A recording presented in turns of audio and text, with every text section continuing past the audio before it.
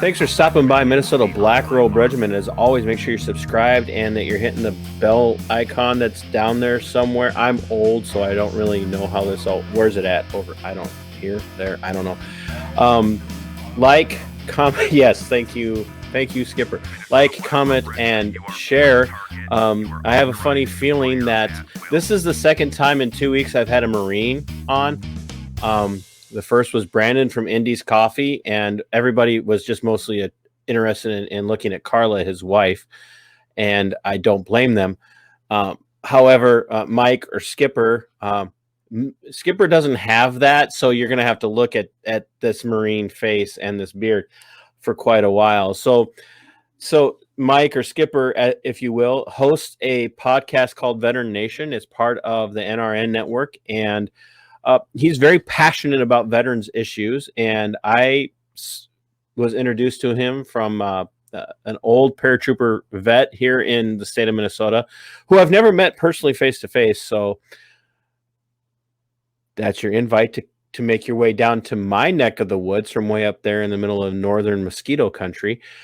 So Mike's not coming this way anytime soon. He's afraid of anything that's in the Midwest right now. He's living over there in the cushy weather of California. But paratrooper vet, you know how to find me. And thanks for another connection.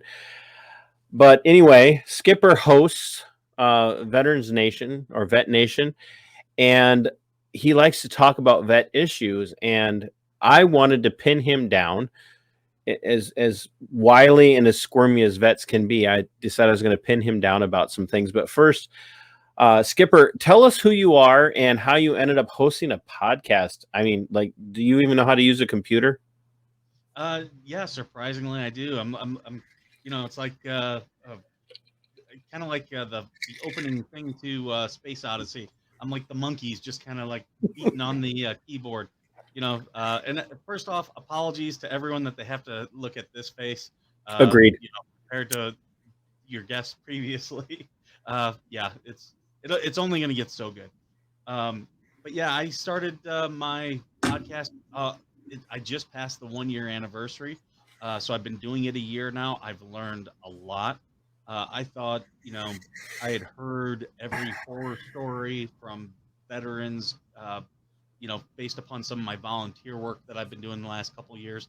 But I really wanted to get the word out there because the VA does its job, but it doesn't go above and beyond. And there's so many things out there for veterans that I really wanted people to know what's out there.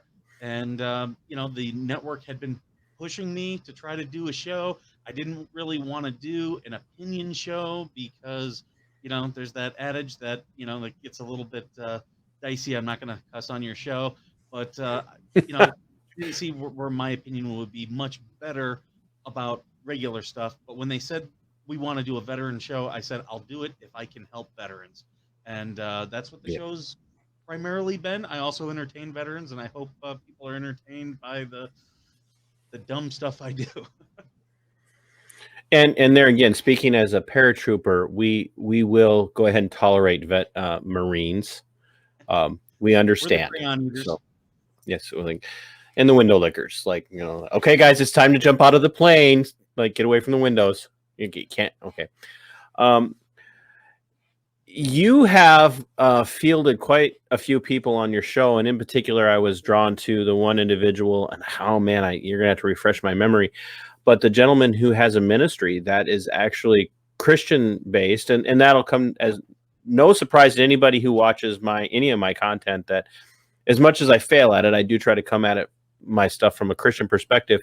But you had a gentleman on your show that's he's got 3 generations worth of Marines in his family, and he has a ministry dedicated to helping veterans with PTSD. And that really stood out to me. And part of that ties into Brandon from Indy's Coffee and his wife Carla, because they actually roast and make coffee specifically for some PTSD, military veteran PTSD organizations. And that hits me because I don't think people understand just how debilitating PTSD can be. And quite frankly, and you know this, Skipper, PTSD is like everywhere now. It's kind of like ADHD and ADD. Like, oh, I've got ADHD. You know, you can't hardly throw a rock anymore without hitting somebody and having going, I got PTSD. And I'm like, oh yeah, really? What's that from? IEDs? Oh no, somebody said something mean to me once in high school. You know, it's just, and I'm not trying to downplay it, but it's just one of those things that it's a need, and we're losing Very common 35. thing. We're losing 35 vets a day, all the way from guys who fought, you know, and sadly we're almost out of the great generation that fought World War II, but we're losing guys from Korea and Vietnam still, and we're losing guys from the first Gulf War and the War on Terror, and 35 of them a day. And one So thing that's very interesting is a lot of those that we're losing have never even been deployed. So I mean, it's not just our war veterans; it's people who are just in the military. They're right, just having a hard time adapting to military life. yeah, and I believe you had shared had retweeted something through your Twitter account of a man who's running for office whose son has just taken his own life. And and so here's where we're going to get a little political. So everybody hold Sure. on. Big shock for TC's channel. Um, his son took his own life after having been drummed out for having the wrong opinion. Mhm. And people need to understand that and this is kind of where and Skipper's aware of what I want to talk about. Um, this is the direction our military is headed right now. Mhm. And it's debilitating and it's dangerous, and we have to understand why, because it's not just that we're singling out people in the military and we're really watching out that we don't have extremists. Like anybody who's a vet or anybody who's active duty or in the reserves or the guard, yeah, we don't want extremists, legitimate extremists. We don't want them in of any kind, leftist or rightist. We don't want them in. But people are being drummed out of the military, and it's destroying their lives, so much so that we had this young man that took his life the other day. Um, talk a little bit about that, if you would, Skipper. Oh yeah, it's an absolute, it's a problem that is right in our face. We can't deny it. And one thing that really I am fascinated about is the military's inaction on it. Because the military, we pride ourselves on, yeah, we're going to go in, we're going to find a problem, we're going to try to do whatever we can to help that problem. With the military, they're taking some steps, like they are putting counselors in units, but really, I think we're to the point now where, you know, before a individual leaves the military, I think they're going to have to go into some type of counseling because the transition that they're going to go through, they have to be ready for. And so many veterans are just ill equipped or have issues that have been identified, but because it doesn't affect getting the mission done on a daily basis, everyone's just fine to overlook it. I know I saw that when I was still active duty. We had, military members commit suicide, and all the signs were there. It just people were like, well, he's still coming in, getting the job done, so I'm not going to do anything to this guy. Uh, and it really does require active intervention uh, to really to stop this problem. And I'm seeing so many dumb things. Almost a year ago, I saw Fort Benning, Georgia, and I talked about this on my show. They had an app that you could put on your phone, and this was going to be the way to fight suicide, and suicidal ideations. And I'm Mhm. like, the gap here is not having an app. That's not what the problem is. The problem is, and I've given this scenario a couple times. We had a young Marine who checked in on a Friday at 16:30, right as everybody's going home. So he checks in with the duty. The duty takes him to his room, says, "Okay, here's your barracks room." Doesn't have a roommate. The guy goes in his room. The duty closes his door, forgets about the guy, and that's where the guy sits for the next 2 days. Come Sunday evening, I'm getting phone calls from my chain of command telling me we've got a kid in the barracks and he's got suicidal ideations. His mom's calling everybody. and I'm like, I don't even know who this guy is. He was a late checkout or check in, and that was for me kind of a realization moment that I was like, okay, so we've improved the quality of life throughout the military. Well, I know when I came in the military, and I'm sure you had this experience as well. When you got to your first duty station, you were there with other people that you had just come out of training with. A lot of us went right into squad bays. We still were in squad bays until you achieved a certain rank. And what those squad bays did was, if if Lance Corporal Schmuckatelli, he broke up with his girlfriend, everybody in the squad bay knew about it. Knew that guy was going to be down, so they were going to take him out for a night on the town, get him drunk, and just so he knew he had. Which isn't always the right solution either. Not But always, but you build that camaraderie, and right. you're able to heal, and you have a support structure. Now we have these barracks rooms, which are very nice, but there's no incentive to leave your barracks room. You could stay in there, and I've seen Marines who have taken, a 24 pack of beer, sometimes two of them, and just stay playing video games in their room all weekend, which is not exactly the healthiest thing that we want. Well, So, Skipper, it's funny that you bring up the app issue, and I would say that the reason why we're seeing some of this, and it's not, and there again, I want to focus predominantly on the military end of this. But the reason we're starting to see some of this is the ability for people to self-isolate. And yeah, and it's because of technology. We think that we can pick up our phones, I could pick up my phone here and I could message you right now and somebody else right now. And then I could be like, dude, I'm feeling really, horrible right now, and I can message you, and then you could send me a message back, and I can just pretend that I didn't see it. exactly. And the other and thing is, so some of the problem is the technology. So you give me an app that I can download that's supposed to help me prevent being suicidal or deal with my suicidal ideations. And what we need is we need that human contact. And the very thing about the military, and okay, I have some friends in the Air Force. They don't understand this, and I'll hear from them after they see this video. So if they can figure out how to use their phones. Because most of them are on their bikes still. But we get to this point where, like, the military is about camaraderie. The military is about team building. And so now you take these people who have spent a vast majority, especially now with the younger military people, they spend a vast majority of their lives not understanding team. They spend a vast majority of their lives not understanding the interdependency. You can be an individualist, you can be a volunteerist, but there's still an interdependency on other people. You take them, you break them down. Well, I don't know. Do they do that in boot or basic anymore? Are they allowed to make them feel crappy? I don't don't they have cards now where they can go, so you have to stop, I feel sensitive. I think once you take their phones away from them, they're like, I've got PTSD. Yeah, right.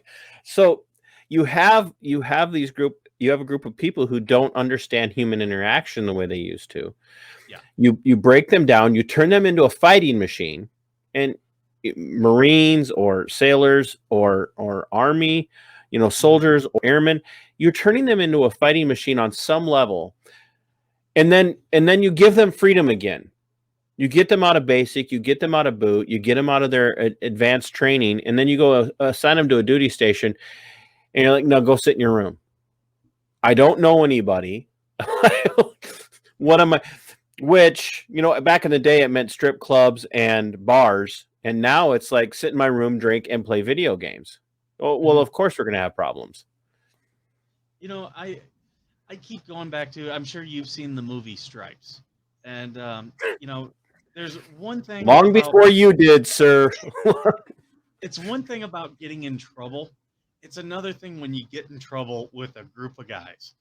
Right. I always think back to the movie where they just got caught at the clubs out in the town, and John Candy is covered in mud, and John Larroquette is the officer, and he's like, "You guys are a disgrace. What do you have to say for yourself?" And it turns to John Candy and goes, "Well, sir, we were on our way to a bingo parlor, and the directions got all fouled up. One thing led to another." Right.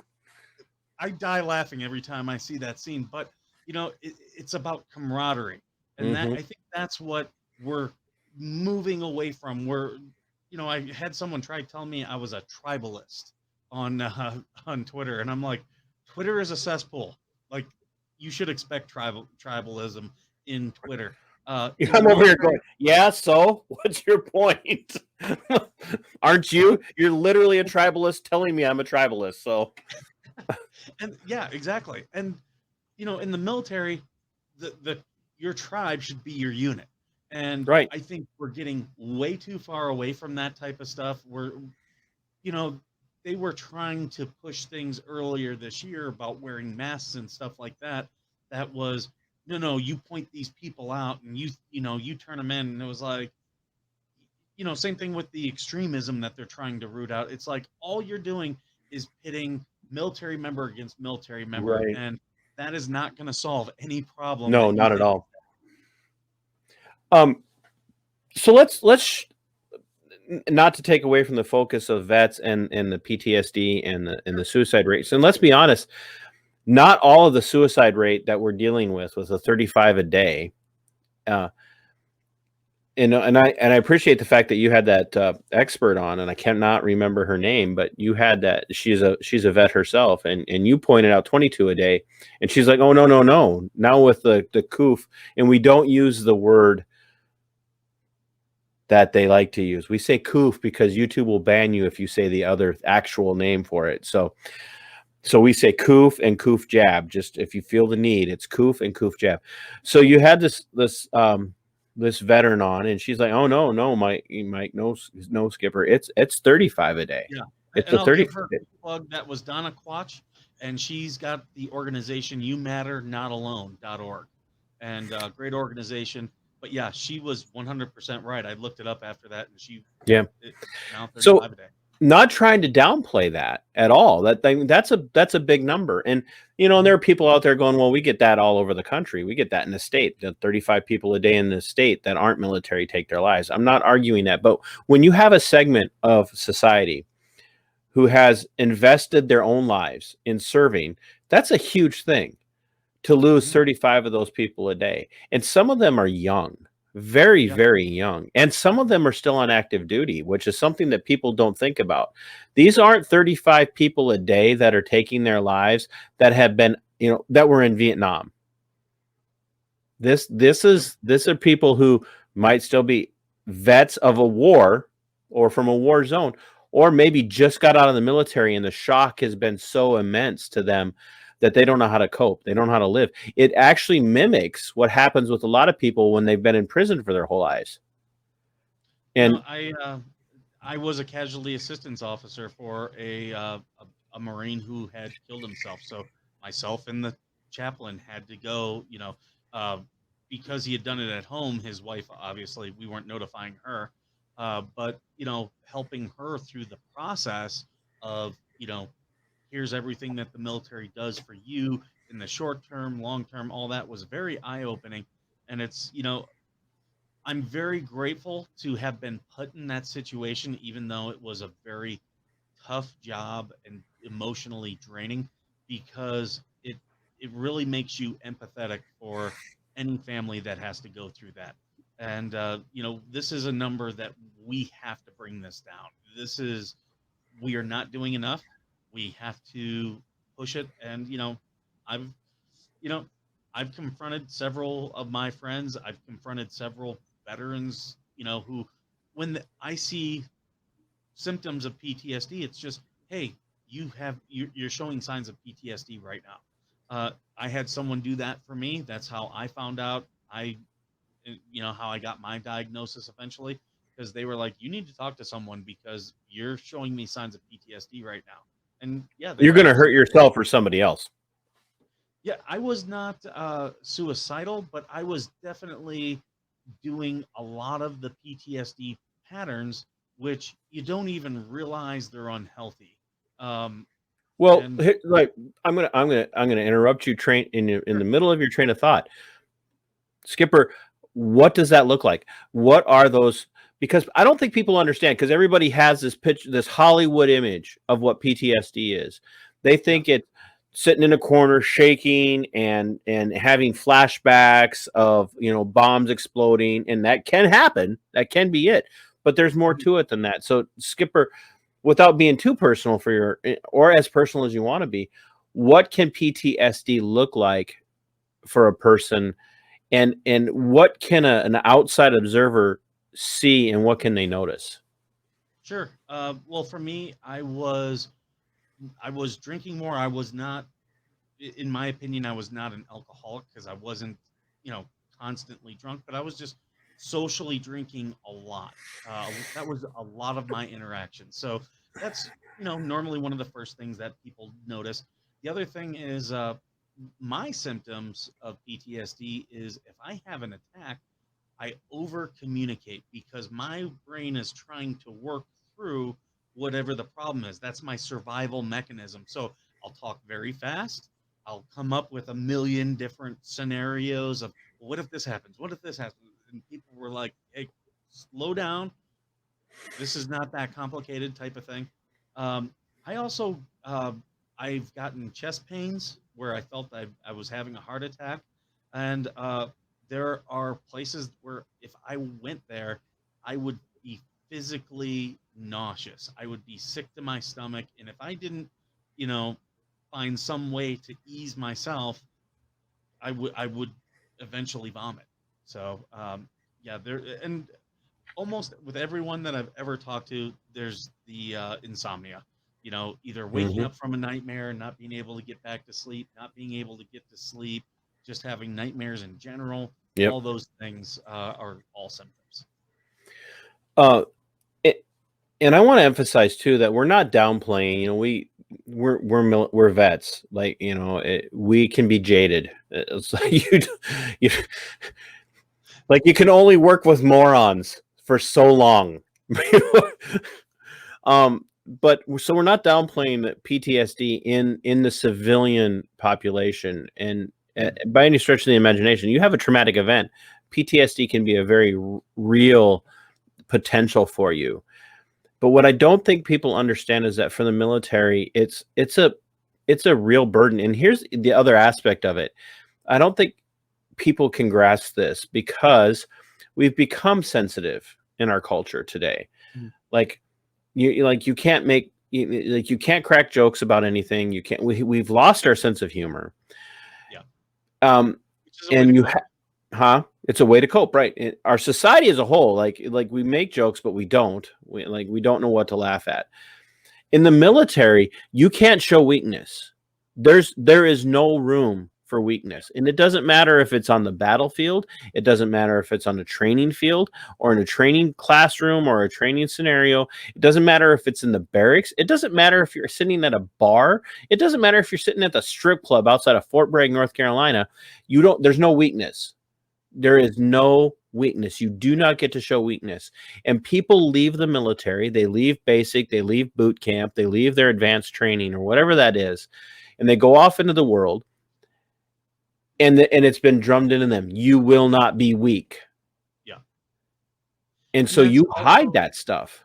people forget that the military, it's a macho centric organization for a reason. It's you have to face possibly your death. So you have to have survival mechanisms, uh, and because of that, that's why it's a macho organization. Regardless how many females you put in there, it's always to some level going to be a macho organization. Uh, And you will make the females macho. You can't Absolutely, you they will can't either it's a, they will either and I've seen some females who were probably the most impressive who just they're like, yeah, this is the life. I'm gonna blend right in this and be just fine. There are those who fight against it. There are those who try to use it to their advantage. It's that's just you have to accept at some point this is the culture to a certain extent. There are some right. things that like I remember I had a Marine who put a lock on his refrigerator door because his family was eating too much. And I was like, look, I'm probably giving you an illegal order right now, but I'm going to tell you right now, you are to go home, take that lock off of the refrigerator, buy your family some food. And if I ever hear of that lock being put on, I will make your life a living hell. And and that was a response to the life he had lived. Yeah, and I'll admit, very early in my career, I was doing a lot of things because there were people who were like, "This is what you have to do to succeed," and I was doing all these things that they were saying, uh, and then I just realized at one point I was like, a lot of these things are not healthy. And then I started looking at the leaders who were telling me this is what you have to do, and I'm like, I don't want to be that guy. So why am I doing the things he does? I want to be like this guy over here, so I'm going to do the things he does. And I'll tell you, that was probably one of the best things for my military career, is when I just decided, succeed, fail, whatever. I'm going to be me. I'm going to be the person I am, and I don't give a damn. Right. So we're like, all there again, all tens and tens of my viewers are like, okay, like, can we move on? Let's get to something radical. Sure. Like, say something stupid, TC, and I'm like, just give me 5 minutes, and I'll say at least 8 stupid things. But I want to, you want to see dumb stuff. yeah, right. And you heard it here, folks. So Skipper, I'm gonna pin you down a little bit. Go right ahead. We just had the chairman of the Joint Chiefs of Staff. Yep. Who shall heretofore go unnamed. But we just had the chairman of the Joint Chiefs of Staff come out and say, "Oh no, critical race theory is vitally essential to the United States military." A couple of months ago, and if you watched any of my, and I intentionally sent you that link, and you do not have to tell me whether or not you watched anything that I've done. That's fine. Just say yes to everything. I've been doing a series on why the military is so vital and why we have to be fighting against the inculcation of social justice mentality and woke ideology in the military, because it, from my perspective, absolutely destroys unit cohesion. Absolutely destroys unit cohesion, because it takes you from being an individualist who looks at another individualist and says, yes, I can fight next to this person. And it now says, I have to look at you not as an individual, but as a collective, as to whether or not I can trust you and how you trust me and whether or not you can trust me. And it also says at the same time, like, I need to be really concerned about you and your personal feelings on this issue before I look at you and go, you need to get your ass in the fight. And I don't care if it hurts your feelings. You need to fight. And we're seeing now that we're looking at everything from critical race theory, critical gender theory, critical sexual theory, critical, you just name it, and intersectionality.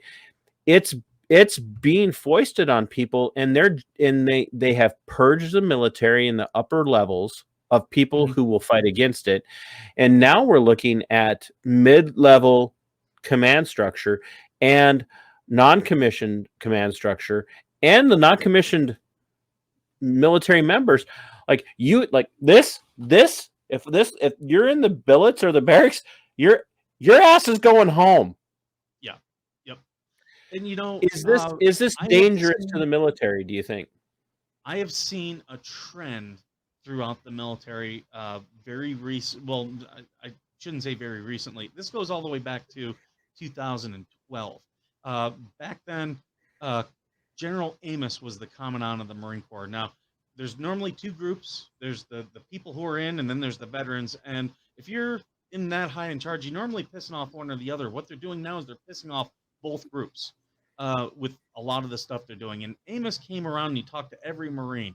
And he was talking about the problems of rapes. He was talking about suicides. He was talking about hazing. And the thing is, what really struck me, and we did a meeting afterwards with our CEO and everything. Oh, what did everything? Oh, everyone, yeah, the commandant's hitting right on it. And I was like, the commandant's way off base. Every problem he talked about can be solved by a junior officer or a senior staff NCO.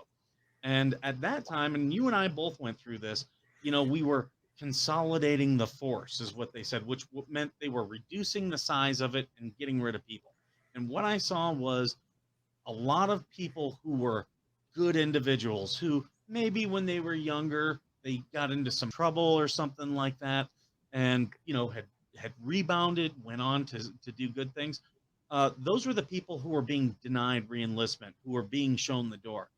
Then there were these people who kind of hid, like really were hiding in different billets and stuff, and they were the ones being pushed on. And here's where I'm going with this. I am looking through all the different publications on the military now, and the amount of senior level misconduct is staggering. Like every day I'm seeing O5s and above do stuff that we would absolutely throw the hammer on an E3 on. And I'm going to stop you. Don't lose that train of thought. So for the civilians, yeah, you pogues,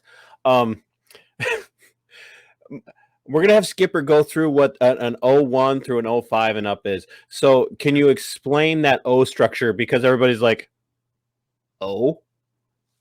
Yeah, when O stands for officer, and then the number stands for what level. Like I was a skipper in the Marine Corps, which is an O3 captain. So I was, essentially a company commander level. When you get to O5, that in the Marine Corps and the Army, that's a lieutenant colonel, and that's the first time that you get screened for command. And when you're screened for command, that actually comes from Congress, and you are given special trust and confidence. People don't even know this. If you're a screened commander by Congress, you don't even have to follow U.S. law. You can say, I am deviating from U.S. law for these reasons, and Congress gives you that authority. Now, if you deviate and something goes wrong, it's on you, but that's the type of power that you have. And you think A Few Good Men, where Tom Cruise's character is like, I don't, like, I just want the truth. I want answers. So like, you don't want, you can't handle the truth. That's that guy. Yep. Jack Nicholson's character in that situation is that guy. Of the type of stuff we're saying, because that he was an O5, and you were dealing with an E4 and an E3 who were just carrying out orders. They knew it was wrong, and that was the whole theme of it. But they were still following what their chain of command told them. And I grew up in an area of the military where the higher ranking you were, the bigger the punishment should be, because you know better. And right now, I am seeing lots of people who are senior in rank skate on a lot of violations that very lower ranking would just be like treated like dirt, kicked out of the military, have to fight just to get their benefits after the fact, all that type of stuff. And let's be honest, okay? That is the way of the public sector today. The private sector, it's kind of always been that way. The CEO and the CFO and the COO, they kind of always get, like, they can always make somebody else take the fall.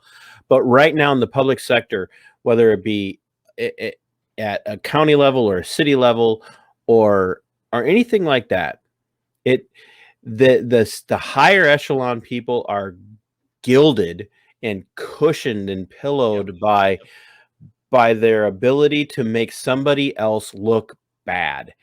And that's what we're seeing in the military. And right now, there again, I'm like, literally, there are documents out there telling lower level enlisted folk, if you see somebody being radicalized, and radicalized is talking about the Constitution, talking about keeping their oath. It's not just the military. You're seeing it throughout government, state, and federal, where there's this gap. The people down below are going to be held to the highest standard, but the people who are in charge are not going to be. And I'll give you a prime example. Hillary Clinton, back when everyone was talking about her emails, one of her emails, she told Huma Abedin, hey, Huma Abedin said, this is a top secret document. And Hillary told her, oh, just photocopy it and take off the top secret and then give it to me. That right there, 100% a crime. I've worked in a skiff in the Middle East. That is a crime. And she was never held to, oh, there's nothing that we can prove. That is proof of a crime right there. Right. And that's where we're seeing today there again, and I keep pointing at this. These little things like this in the military now are proof of radicalization and enough to get you drummed out. And then eventually see Like you go home and you don't know what to do with your life, and you take your own life because you don't know what you did wrong, and you can't get a job. Yeah. You can't get a job. Military kicks you out. Like, and I don't think people understand this. When you're targeting people for their radicalized views, you've ruined their life. You ruin their life, especially if it's in the military. And people don't get this. They're like, they may not understand the O1s. They're like, oh, for those who don't know, an O1 is what we affectionately in the military refer to as a butter bar. They're the guy that went to the academy and think they know everything, and they like to come in and give you As I orders and used to say, say, that's the smart guy who's going to come in, find out what's working, and he's going to fix it. right, by breaking it and then telling you how to fix it again. So you got your O1s and your O2s, which are the silver bar guys, and then you got the double silver bar guys, which is a skipper. That's what he was. Like, I'm like, I almost canceled this when I found out he was an officer. So he's gonna take away my right to publish this video at this point. So but all of that stuff aside, you can ruin a person's life in the military and in other law enforcement. You can ruin their lives in a heartbeat, Yes, especially in the military. Impropriety Yeah, can be enough just to to, ruin your career. yeah, just ruin them. And it's literally like that, because in the military you want to leave with an honorable discharge, and everybody's like, well, gosh, that's pretty impressive. No, like everybody, as long as you do your time, you're going to leave with an honorable discharge. Yeah. And it literally takes a lot of work to get even just a general discharge. And that's like you just walk off of base or off of post one day, or away from your, Fort Bragg or Fort Benning or whatever it might be. You just walk away and you don't come back, you're going to get a general. Mm-hmm. And that may or may not affect you as much, but it takes a lot to get a dishonorable. You get kicked out for something like this, you're done. You're done. And it used to be, getting in trouble was kind of like, Chesty Puller famously, said, take me to the brig and show me where your Marines are. That was the people who, getting in trouble used to be the good thing, because you were the one who was fighting to, no, this is what's right. And this, you were getting into arguments with people, very spirited. And, that when there's conflict like that, it breeds solutions. And that used to be considered a good thing. Now Right. it's, no, you have to have this zero defect, mentality. And, well, this guy can run faster than this guy, so this is going to be the guy that we, promote, type of thing. Whether or not he has any leadership skills at all, but he's or has been in any situations. I famously, I love this story. I had famously, like there you go. I'm famous. I had a lance corporal tell a corporal, so an E3 tell an E4, well, you've never been to Iraq or Afghanistan, so I really don't have to listen to you. And I said no. When I heard that, I walked out of my office. I said, I want that Marine in here. And I had a gunnery sergeant who was like, sir, I'll take care of this. I was like, no, I'm taking care of this one. I said, you're going to be there, Gunny, but I'm taking care of this one. And they brought the Marine in, and I said to him, I go, so you don't want to listen to the leaders I've put in charge of you because they haven't been to Iraq or Afghanistan? He's like, well, sir, that's not really what I meant. I was like, no. I understand what you mean. I go, so here's what I'm going to do for you. I'm going to get you deployed to Iraq or Afghanistan, whichever one can come available. So that way, all your leaders will have been deployed, and you won't have to ever second guess their leadership. You won't have to worry about it. And I mean, this kid, all the blood drained from his face, and I sent him out of the office. And I looked at the gunny, and he goes, are you really going to send him? I was like, I don't have that kind of power. Are you kidding me? At least you were able to admit it, because I would have tried to buffalo my way. Yeah, he's leaving tomorrow. But, it's just that, we've been breeding our society for this change, these thoughts, and it's like, it's not really based in anything that gets us anywhere. Here's the thing, and this won't come as a shock to anybody who's watched any of my stuff or knew me when I was in high school. I've always been, kind of an anti blind follower. Like, I just don't follow just because. And and I've all, like when everybody else was like, yeah, I'm an American. I was, I was like, no nukes, like, okay, that was like 6 months of my life. But, the military wants, and it's counterintuitive for most people. The military wants, even the Marines want independent thinkers. Mhm. The Army wants independent thinkers. The Air Force wants people that know how to draw. But, John, if you watch this, I love you. Long story. The Navy wants people that can think. You can't, like, I want people to understand the military is not full of stupid people. It's not full of stupid people. It's full of people who are thinkers and they're problem solvers, and they're problem solvers at different levels. And you want those people in the military, just like you kind of want those same kind of people in law enforcement. You and you, for lack of better terminology, hire them and train them to be that kind of person. And that's going to begin to, the longer they're in, it's going to work its way out. And you have to corral that without killing it. Mhm. But what's happening now is they're corralling it and killing it. They're driving it into slaughter pens. They're taking away the free thinking, and like to the point where you go to the Nuremberg defense of Nazi Germany, and every one of the prison guards, every one of the commanders, their answer was, we were just following orders. And we rained holy hell down on those people during the Nuremberg trials. And we imposed American ideals on them, and rightly so, and said, no, you don't get to do that.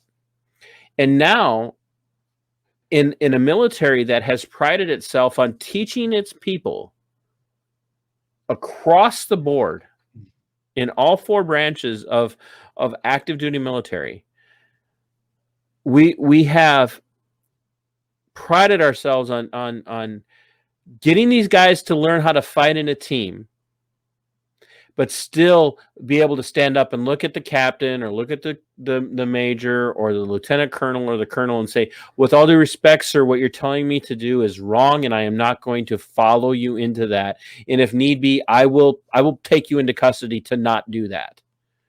To the point now where it's like, if your commanding officer tells you to do something, you just blindly follow. And the person who resists that, you're gone. You're gone. We want followers now. Yeah, and I always wanted, and I always told them, those who are underneath me, hey, if I'm off, tell me. I was always seeking out that Marine who, when I would say something, they were looking at me like I had a certain appendage growing out of my head, because that's the guy I wanted to talk to, because I knew he was going to give me a much different way of looking at things. And that's so much of our uh, our society is like that now. Like, we don't encourage debate, like, to really debate one another, because people are like, oh, you just want to argue with people. It's like, no, debating is about exchange of information. If I don't have my ideas tested by someone else who's going to tell me, oh, you're full of it, my ideas are going to stagnate. I need Right. need someone. That's why people are like, you know, I've had people be like, "Oh, well, you only watch this channel or this. You only read this." Like, I read so many sources that disagree with what I have to say, because I always find myself just later on thinking about whatever I just read and being like, "Nope, I don't agree with it because here, here, here," that type of thing. And it makes me, in my opinion, a much more rounded thinker. I could tell you're a seasoned podcast host because you know when to stop. So I interview people and I'm like, and you're just like natural flow. I'm going to, a couple of things. I beg people, I'm like, hey, if you know someone who adamantly disagrees with me, tell them to contact TC. He would love to have you on. And people are like, yeah, I'll debate him. And I'm like, I never hear from anybody. And one of the reasons that I picked you, Mike, and I told you this as we were leading up to this, was that you said, like I wanted to bring you onto this forum because your forum is apolitical. Yeah. So I wanted you to be able to come on here to be able to kind of say some of these things and get to it. But I'm going to give you an idea of who I was as a soldier. How old are you? I am 42 now. 42. So I'm 50. You don't have to say it. I know I look a lot younger. It's okay. You can laugh at that. That's funny. I was actually this close to my ETS date when we were getting ready to invade Haiti for Operation Restore Democracy. Now, first of all, let that sink in. We were going to go and invade a country, an independent nation, and to take out their command structure and their ruling class, which, by the way, they were animals. They were bad people, but we were going to restore democracy to a country that had never been a democracy, by the way. Mm-hmm. So we went in for, and you know this, we went in for our threat level briefing, and we had some like little butter bar intelligence lieutenant that was up there giving us our briefing. He's like, and so we're going to go in here in this situation, and what you guys have to understand is that the Haitian military is using, Korean War era weapons like the M1 Garand. And I'm like, excuse me, Lieutenant. And like, yeah, yes, specialist. I said, do you know what an M1 Garand is? That's an old American military weapon that we sold surplus and whatnot as we upgraded. I'm like, yes, but do you know what it is? It's an old military weapon. I was like, right, but do you know what caliber that is? Like, we're a 5.56, right? NATO, standard NATO. Yeah, we get it. Okay, the M1 Garand is a 30-06, sir. And what's that even mean? Well, sir, what it means is as you're jumping out of the airplane to invade Haiti, as they're standing on the ground shooting at you, when the round hits you in your leg, it's going to come out to your back like this. You're going to die. And I got why do you feel it necessary to tell us that? I said, because you're not giving everybody all the information, sir. That was me a long time, and I'm still that guy. You know what's funny about that? People who want to take away guns, and they always go to the AR-15. I've shown them pictures of, your standard 30-06. They never have a problem with it. And it's like, no, you don't realize this thing is way more forceful. Right. But that's who I am, and that's who we want in the military. Yeah. We want those people who are going to stand up and go, I get it. You're a lieutenant, you're a captain, you're a colonel, but you need me right now to tell you what the truth is. And what we need in the command structure is guys like you are like, I'm going to bring in this Marine, I'm going to bring in this soldier, I'm going to bring in this airman or the sailor or the seaman or this or whatever. And I'm going to ask them questions, like you gave me this look. And I get it. You're trying to be respectful, but you gave me this look, and you're like, what's going on? Why are you thinking this way? But we not only have we beaten that out of our culture and our society today, where everything is groupthink now, but we do not want people to challenge any authority. And if you do challenge authority, you're a radical, you're a dissident. And the irony of that is you and I took that same oath in our military days that the military takes today, and we understand it completely different than they do now. Is that a fair assessment, do you think? Yes, but always be cognizant of the people who are really making this were the ones who were in one you and I were in. These were the guys who kept getting promoted. These were the guys who were allowed to stay in. But yet, I used to get frustrated at good guys that I remember when I found out, I didn't know this. And I'm embarrassed to say I didn't find out until pretty late in my career that I didn't know that the battalion commander could just re-enlist 10% of his battalion. Didn't have to do anything like, oh, I can re-enlist these guys. And when I finally found that out, I had a guy who, he had received an NJP, and he was a good guy, was trying to do stuff, but he knew, he was like, yeah, I'm never going to, my career, advisor has already told me that they're not going to re-enlist me. And I walked into the CEO and I was like, this is a guy that you should re-enlist right now. You could sign the paperwork to do it. And the CEO was like, well, why? And I'm like, because he's a good guy. I go, but most importantly, It'll show all these other people who have had problems in their past that you can recover if you become a kick-ass person and just a superstar, which this guy had become for me.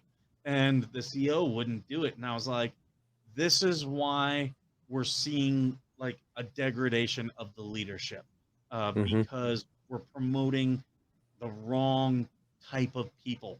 And that's exactly what was happening at the top ranks. That's why, I wrote a letter, a letter, but I wrote it to many people who are on military committees earlier this year. And I said, this is why Fort Hood has the problems. There are people who were in a position to act and do things, but have instead chosen to focus on other stuff. So go back there. You said Fort Hood has this problem. People need to understand this. Go back and, if you would, and explain to us what you're talking about, because I think this is going to help people understand.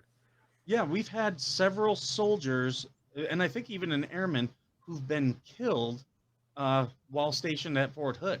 And I've talked to several people that I know a couple of them who live in the area, and they're like, yeah, there's been some gang infiltration of the base. So you guys listen to me. I put a video out about this and said the gangs are putting people into and this has been going on for at least 25 to 30 years, but it's getting worse. So listen to what this man is saying. We're putting gang members into the military so that they can get the training for tactics and weapons usage and ordnance, and go out and use that in their gang life. And we are not controlling. Go ahead. I'm sorry. I'm going to go on a rant. No, Marines at Camp Pendleton were arrested for human trafficking. So, and they brought that with them from the gang life. Yeah, you're pointing out that flag behind you is enough to get someone booted out, but yet we have people in the military who are being recruited by human traffickers, who are being recruited by gang members, and they're infiltrating and getting aboard our bases. And why is this happening? It's because the commanders who are there are not stopping it. Right. See, and thank you. We're there now. We're right where we're at. And this is what, because the people that are getting this the higher echelon command structure are getting promoted not because of their qualifications, but because of their sycophant mentality of whatever you say, boss, whatever you do, which is why you can now have throwing money at problems rather than leading. Yep. And why you can now have the commander of the Joint Chiefs of Staff sit down and say, well, yeah, we absolutely need critical race theory. And yes, the worst thing facing us by threat in the United States now is climate change. Why on earth is a military commander saying it's climate change? Like what the actual Fauci is going on? Climate change, I'm going to tell you this right now, and I talked about this on my show. Climate change is not a threat to the U.S. military. Climate change, regardless of what you think about it, helps the U.S. military. We have more ships than most of the countries in the world. We have satellites. We have advanced tactics. We have NVGs. Do you know how rare NVGs are for your common soldier in any other military besides the U.S. military? Tom, Dick, and Harry in the U.S. military has their own set of them. Bad weather is our friend, and we should be working more to be training in bad weather and just hope that it comes, because that's going to give us an added sense of surprise. But no, now our military is going to focus on social justice and combating in Afghanistan. Weather change. A storm would come in, everyone knew, okay, yeah, pull out the thermals. We're using the thermals today because there's a dust storm. We're going to get a fire mission. Yep, you're going to be able to see the heat still looking through the scope of that thermal, vice being able to look with your eyes because visibility had gotten so low. It became an added thing for us, and we actually got to the point, like with some of our people who were out there patrolling and stuff, they were getting excited. They're like, oh my God, we're going to catch some people because there's a dust storm. They're not going to know we're coming. Right. People, you've got to understand this. The reason why this is happening is because they're yes men. It's no different than the people who have been running for office for the last 20 years. Like, like they're going to say whatever they need to say to keep their position because they want that power. And people are like, oh, the military doesn't get paid that much. I got news for you. That 05 position and higher, they're banking on a massive retirement, and they're banking on some sort of GS level or some sort of contractor level pay where they do a good enough job and good enough in the military. They're going to get out and they're going to get a cash cow for a career when they're done. The average person when they retire, and there again, think about this. If it's a commissioned officer, when they hit retirement age, you guys are all looking around, you're thinking 65, 75 years old. We got people retiring at the age of 45. They've got 30 years left. Some of them. That's a long time to go out into the civilian world and use your military career if you've done a good job. Now, are there people that are older in the military, especially when you get up to like the Joint Chiefs of Staff? Absolutely. But you're never going to get that Joint Chiefs of Staff assignment by not being a political animal. You have to be a political animal. And they will throw anybody under the bus that they have to. If that means they degrade the lower echelons by towing whatever politically correct line there is, they'll do it. They'll do it. And they'll talk big. Oh, we don't want any more soldiers lost. We don't want any more Marines lost. But ultimately, what it comes down to is if they whatever they need to do to recruit people and look good, they're going to do. They're going to do. It's why, when I was in, male soldiers, female soldiers had different standards for the PT test. And there have been talks like if you want to put females into combat, then they need to meet the same standards as men. I'm over here going, that 98-pound female, if I get shot in a foxhole, is not going to pick me up, throw me over her shoulders, and carry me out. She'll be lucky if she could do enough compression on my chest to stop a sucking chest wound. I'm supposed to go in a foxhole with her. Boy, you say that now. So go ahead. Because, yeah, so many of these things, like for many of us vets, we've been seeing this stuff and screaming about it, but I don't think a lot of civilians understand. And I'll give your audience an example here. The VA, for many points of dealing with the VA, is an enemy to the veterans. And here's what I mean. Why do I have to fight the VA for benefits? Why do I have to fight them? But on the meantime, the VA is giving out checks for education when we have a Department of Education who already does that.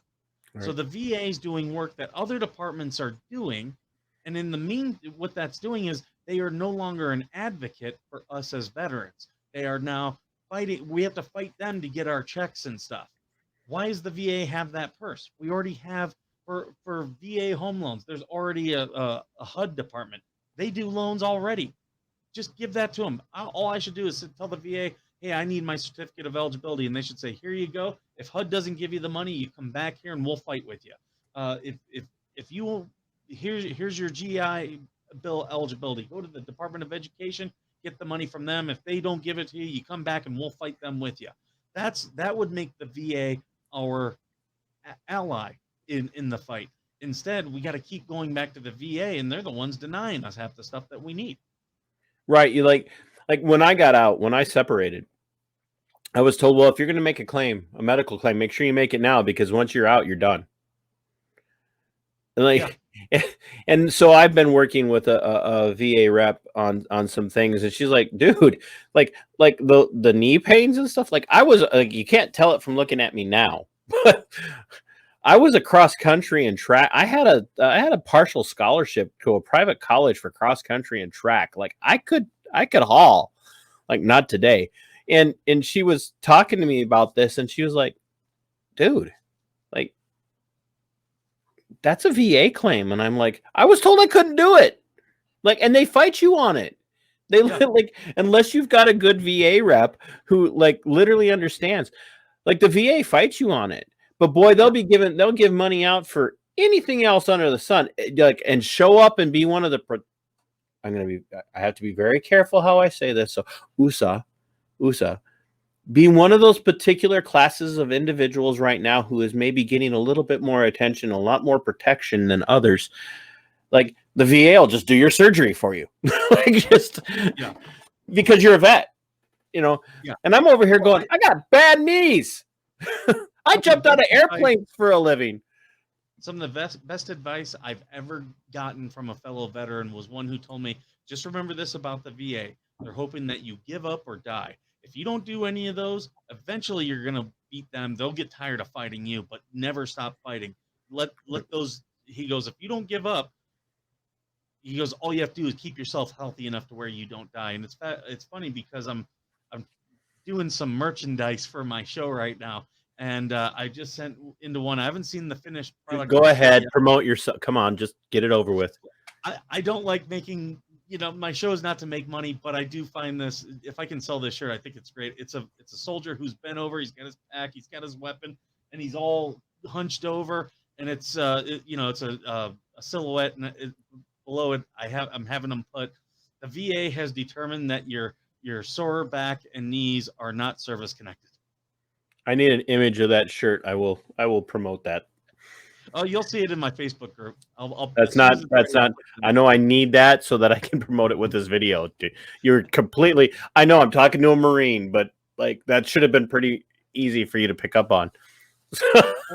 Yeah, it's just not done yet. I turned it in. All right. I was working with a couple people and said, here's what I'm kind of thinking of, and they helped me refine the idea. Well, when you get it refined enough, then send it to me, and I'll still promote it. I do have one for ladies out there that I came up with because you've got the live, laugh, love in calligraphy, looks all nice. I said I want that shirt for female veterans, but I want to say live, laugh, shoot, and I want an AR-15 underneath it. So that one I do have there. So I'll give you the link to that one. No, well, we will definitely add that into the description of the video. I don't have any merchandise right now, so I have 500. I think where are we at now? Like it's gone up a couple today, so that is either because of you or despite of you.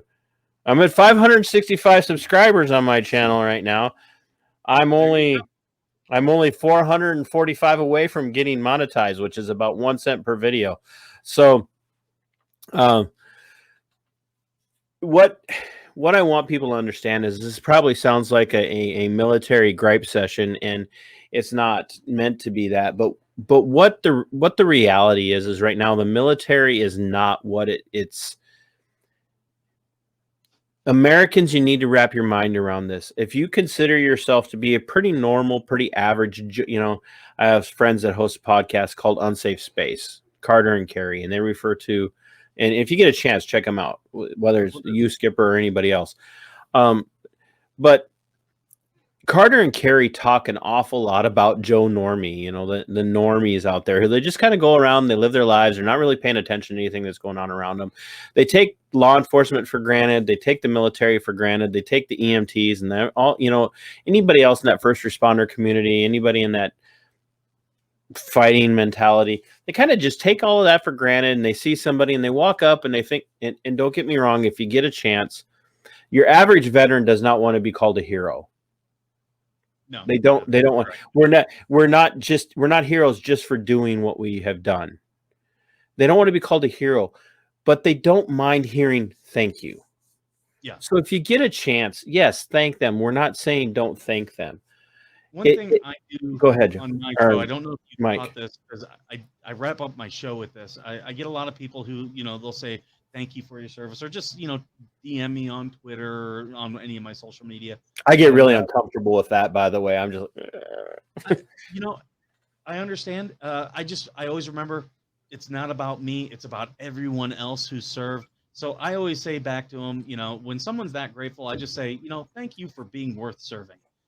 Because, the American public has so many great people in it. And, when they're grateful for us, it's good to be grateful for people like that. Right. Absolutely. And thank you for saying that. And so continue to thank these guys when you see them, especially when you see that guy that can barely walk and he's wearing that VFW or American Legion hat, and there's nothing going on, but you see him wearing it, or he's got the jacket on or whatever. teach your kids to tell him thank you. You don't have to call him a hero. Most of them don't want to be seen that way because they knew real heroes. And they're constantly comparing themselves to the people who actually did the Audie Murphy kind of stuff. And so they don't see themselves as heroes. They see themselves as your normal, traditional American service members who went out and did what they thought was the right thing to do. But Joe Normie kind of just takes all of that for granted, and he might say a couple of nice words once in a while. But what you have to understand is that the military of today is not the same as it was even 15, 20 years ago. It has become a social justice, politically correct proving ground. And that is actually going to end up not just being dangerous for the United States. It's actually really dangerous for the individuals because they're not being trained to be a fighting force and to be resilient, because they're being, for lack of better terminology, they're being allowed to kind of take that mentality of, the Army changed its motto. For years, the Army was be all that you can be, to now it's be an army of one. Like, you can't be an army of one. You can't be a Marine Expeditionary Force of one. I don't care how tough the Marines think they are. They're reliant on the people next to them. And so we're feeding into the mentality of, oh, you're a precious snowflake, however you are. And we're seeing it in the recruitment ads now. And it's going to ultimately end up destroying the fiber and the backbone of the military across the board. The leadership, they do very passive leadership things now. Like, when something's a problem, they make it mandatory training, mandatory annual training. And I'll go back to 2012.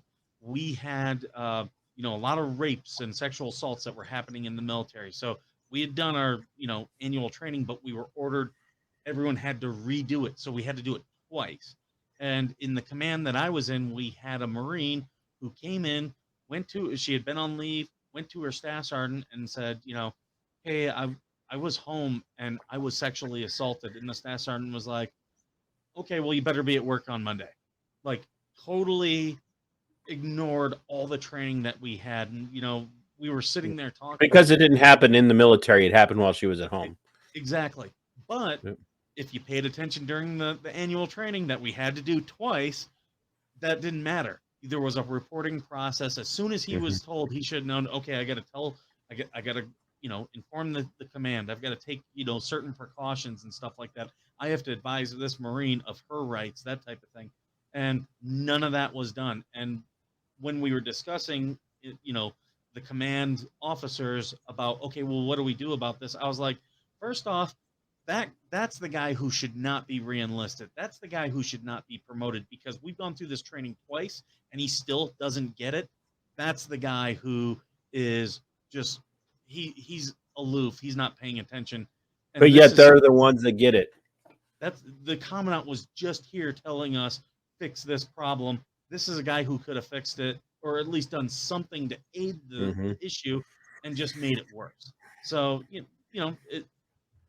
I know I got all my anecdotes and my stories, but that's just an example. This is why I wanted to talk to you as soon as Paratrooper Vet pointed you out. Like, I follow everybody that he tells me to follow because he outranks me, and he said, follow this captain, and I'm like, okay, but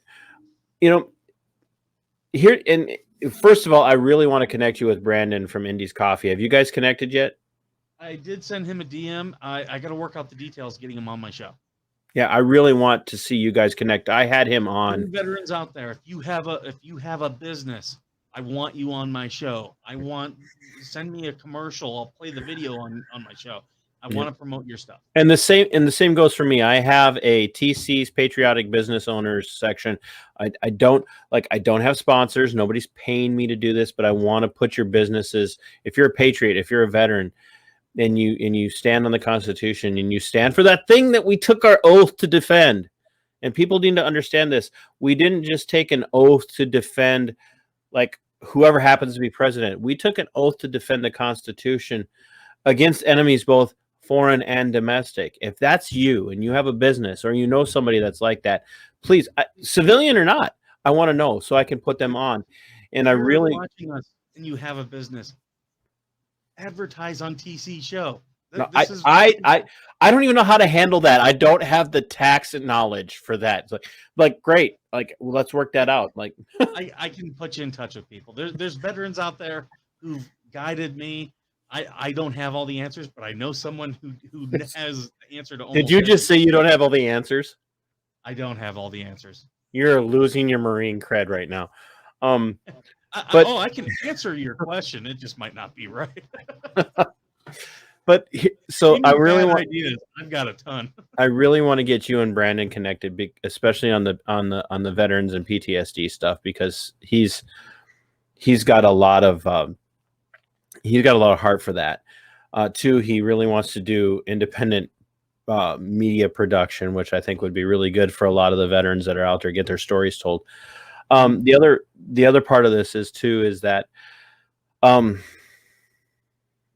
do I want to say this? We have to stick together. Yes. And if you're that guy who's maybe over here going, hey, I've said some things and they're trying to drum me out of the public sector. They're trying to drum me out of the military. And I really feel like I'm getting, excuse the terminology, I'm getting pissed on. Reach out to me. I'm sure that Skipper would say the same thing. Reach out to me. If you're not doing anything illegal, if you're not doing anything wrong, reach out to us. Let us tell your story. Absolutely. Because, and I have that on my page. I've got that set up. I'm working on, and I'm going to be adding the NRN to that. Like, we'll help you find resources, or we'll get you connected to people that will help you find resources. Like, if you're being persecuted for your ideological position, which is to stand up for the Constitution and speak your mind, you need help. And I can tell you right now, from having listened to some of Skipper's programs and others, like, let me help you connect with people that are going to do that, because if we lose that in the military, we're done. We're done. If we lose that in our fighting force, they're going to be easily swayed to turn against people like that. Yep. And we can't have that. We cannot have that. And so there again, public sector, law enforcement, first responder types, military types, if that's you and you're getting a lot of pressure because you're speaking your mind, or you're taking a stand on the Constitution, or things like that, especially in this time and age, reach out to me, and I'll let Skipper speak for himself on that one. Yeah, I'm the same way. If you're a veteran, I want to promote your stuff. I want to help you. If you're not a veteran, please help us. Just remember, things like Gulf War syndrome is not an improved condition by the VA. We're fighting for stuff like burn pits, Gulf War syndrome, stuff like that. That's going to affect us. And with a lot of the stuff going on, we do have to stick together. We've got to, telling me thank you for my service. I love it and I totally appreciate it. But if you can help one of my fellow veterans, that would mean so much to me. So that's my thoughts on it. Yep. So Mike, speaking as a human being, yet okay, Air Force guys, the Marines are human. I just need you to understand this. They are real. Speaking as a human being right now, to the guy who is hearing this, who's maybe struggling, and he was like, I'm at my wit's end. I don't want to yell at my wife anymore. I don't want to yell at my kids. Or the lady is like, I don't want to yell at my kids anymore. I don't want to yell at my husband anymore. I'm tired of the nightmares. I'm tired. I'm getting a little emotional. So I'm tired of the bad dreams. Yeah. What are you going to tell them? There's absolutely things to help. And you have to try, do it for your kids, do it for your family.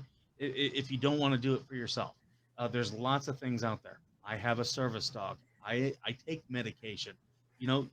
Not everything works, and not one thing is going to solve the problem. Right. There are places out there. You were talking earlier about faith stuff. I think the person you were talking about was Chad Robo. He Yep. runs the Mighty Oaks Foundation. They do retreats. If Yeah. you're a religious person, they will.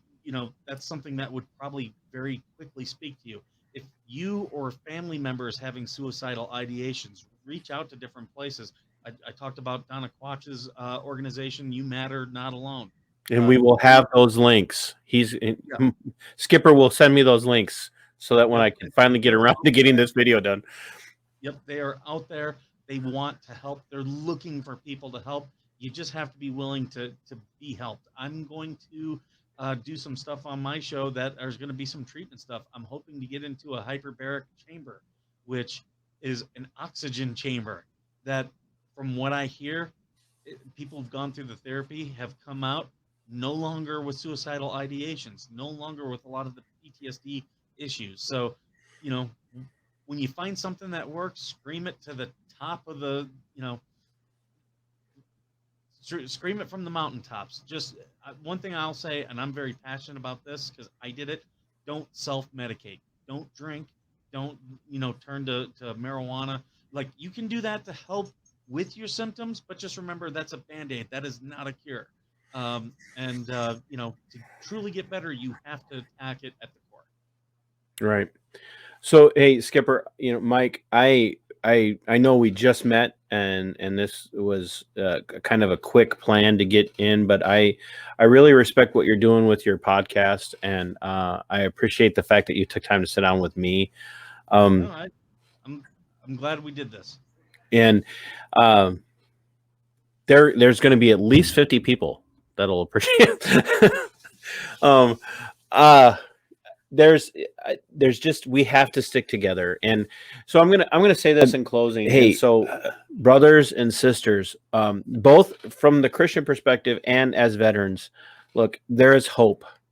And like, if it's Mighty Oaks, and I can guarantee you, having listened to the Robe shows with the Mighty Oaks, they don't care if you're a Christian. Like, if you're struggling, they want to help you. Now, are they coming from a faith-based perspective? Absolutely. But are they going to reject you because you're like, hey, I'm an atheist, and no, they're gonna wrap their arms around you. They might call you some, yeah, maybe even more, yeah, like, but they're gonna want to help you, and there are other options. And know this: ain't no such thing as a weak person who admits where they're struggling. It takes more strength to admit that you're struggling, and there again, especially in this time and place, if you're being hunted, for lack of better terminology, because of your views and your positions, like, reach out to people. Don't try and bear that weight alone. If you've been in a situation where you believe that you're dealing with things that are undiagnosed, let us know. Reach out. And remember, like, you took that oath, and that oath doesn't mean that you give up who you are. And part of the reason why you took that oath is because of who you are. And we want to help. So reach out to me at my website. Like I said, we're going to be putting some resources on my website under the Minuteman Alert, so that if you need help, we can see if we can get you plugged into people, or at least to talk to somebody, even if it's me. Like, I love to talk. I will bore you out of doing whatever it is that you want to do. Maybe we can plug you in with Mike. Maybe we can plug you in with the guys at Mighty Oaks, or with the doctor. And there again, the links will be there. Like, we appreciate what you've done. We thank you for what you've done. And that doesn't mean, like, if you haven't been to a war zone, if you haven't been deployed to combat, like, logistics people like Mike are important. Like, the army fights on its stomach. So, like, we appreciate you and what you've done, and we do not sell short anything that you have given of your own life in the service of others. And so I'm going to end this like I do with most of my stuff. Today, and today especially, do not be worried about your safety in the sense of, like, whether or not you're protected from everything. Don't worry about your comfort. Worry about fighting for your liberties, fighting for your constitutional rights. And as always, until next time, sic semper tyrannis.